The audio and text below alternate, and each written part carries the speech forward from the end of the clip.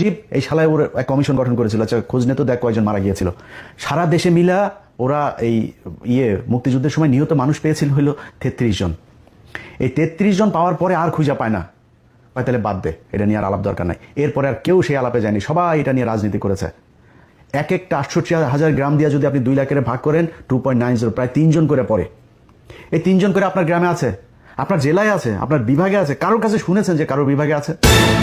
এই লোকটা বিদেশে বসে এত মিথ্যা কথা কিভাবে বলতে পারে এটা আসলে জানি না। আমি ওনাকে নিয়ে ভিডিও বানাতে কোনো ইচ্ছুক না। আমাকে একজন ভাই অনেক দূর থেকে এই ভিডিওটা পাঠাইলো আর একটা তালিকা পাঠাইলো। উনি বলছে যে ইলিয়াস হোসেন নাকি বলছে যে বাংলাদেশে মাত্র 33 জন লোক শহীদ হয়েছে, এরপরে আর কোনো শহীদ হয় নাই, কোনো লোক পাওয়া যায় নাই। আমি চাই না ওকে নিয়ে কোনো ভিডিও বানাইতে, আমি অত বড় মাপের লোক না। তারপরও ওই ভাইয়ের রিকোয়েস্টে ভিডিওটা বানাইতেছি। উনি আমাকে বলতেছে যে আমি একটা ভিডিও পাঠাই তোমার কাছে, আর একটা গণকবরের তালিকা পাঠাই, তুমি ভাই একটা ভিডিও বানাও। যে আমরা তো চাইলে ভিডিও একটা বানাইতে পারি না, তুমি একটা ভিডিও বানাও, শুধু এর এই কথাটার উত্তরটা দেওয়ার জন্য। তো আমি বললাম ভাই আমি ওনাকে নিয়ে ভিডিও বানাইবো না, উনি অনেক অনেক বড় মাপের একজন লোক। তখন আমার ওই ভাইয়া বলতেছে অনেক বড় মাপের কি, সে কি সরকারি কোনো কিছু নাকি, সে যেরকম তুমিও ওই রকমই। হ্যাঁ, যে ওরা তো ওই 3.5 হাত, তোমারা তো তুমি 3.5 হাত, বরংস সে আকাম করে দেশ ছাড়া বিদেশ গিয়ে বসে ভিডিও বানা, তুমি এত ভয় পাও কেন? ঠিক আছে ভাই, আমি আপনার রিকোয়েস্ট রাখলাম। এই যে দেখেন একটা তালিকা, একটা গণকবরের তালিকা এটা। এইখানে একটা গণকবরের মধ্যে শুধু হিন্দু 29 জন লোক আছে।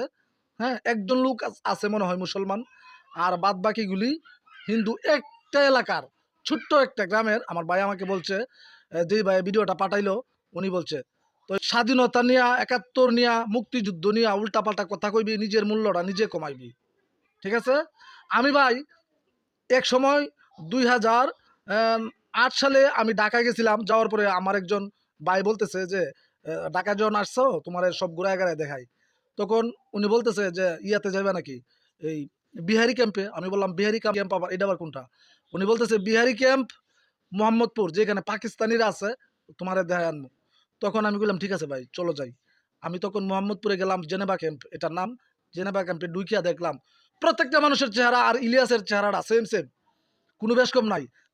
আমি এখন মিলাইতেছি উনাদের চেহারা আর ইলিয়াসের চেহারা, সেম সেম চেহারা দুজনের। তো আমি যেই কথাটা বলতে চাইতেছি ভাই, আমার মতো মানুষ আমার এই বয়সে আমি ঢাকা গিয়ে জেনেভা ক্যাম্প মোহাম্মদপুরে গিয়ে পাকিস্তানে দেখছি। আবার আমি এখন ঘরে বৈশা অন্য লোকে আমার কাছে ভিডিও পাঠায়, ওনারা বলতেছে যে এই যে সে হইলো অরিজিনাল পাকিস্তানি। বিহারিরা যারা আছে তারা বাংলাদেশের কালচার নিয়ে নিছে, আর বাংলাদেশের কিছু কুলাঙ্গার আছে তারা পাকিস্তানের হয়ে এখন কথাবার্তা বলে। মুক্তিযুদ্ধ নিয়ে উল্টাপাল্টা কথা কইস না, যেটাই কস না কস মুক্তিযুদ্ধটারে একটু ছাড় দে।